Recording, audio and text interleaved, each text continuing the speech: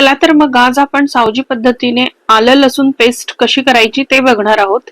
आता आलं लसूण पेस्ट सर्वच जण करतात आणि सर्वांनाच करता येते, पण सावजी पद्धतीमध्ये थोडी वेगळ्या पद्धतीने करतात।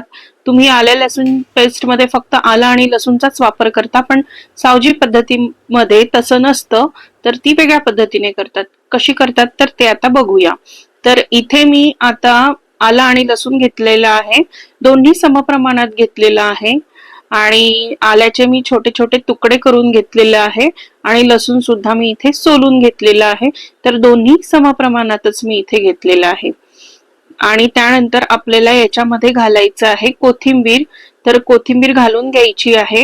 तर कोथिंबीर घालणं हे कंपल्सरी असतं जर तुम्ही सावजी पद्धतीने आलं लसूण पेस्ट करत असाल तर। आणि त्यानंतर आपल्याला याच्यामध्ये घालून घ्यायचं आहे जिरे। तर याच्यामध्ये मी 2 चमचे जिरे घालणार आहे। तर आता याच्यामध्ये मी 2 चमचे जिरे घालून घेतलेले आहे। तर याचं जे प्रमाण आहे ते आपल्याला आलं आणि लसूण समप्रमाणातच घ्यायचं आहे आणि कोथिंबीर तुम्ही तुमच्या आवडीप्रमाणे कमी जास्त करू शकता। त्याचप्रमाणे जिऱ्याचंही प्रमाण थोडंफार तुम्ही तुमच्या आवडीप्रमाणे कमी जास्त करू शकता। आता यात पाणी घालून आपल्याला याचं बारीक असं पेस्ट तयार करून घ्यायचं आहे।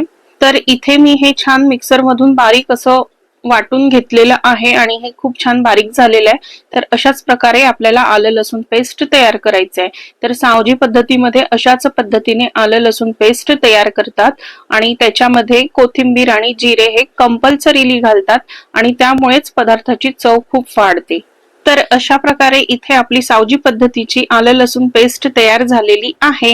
तर कसा वाटला तुम्हाला व्हिडिओ कमेंट करून मला नक्की सांगा। व्हिडिओ आवडला असेल तर व्हिडिओला लाईक करा, शेअर करा, चॅनेलला सबस्क्राईब करा। भेटूया लवकरच, बाय, धन्यवाद।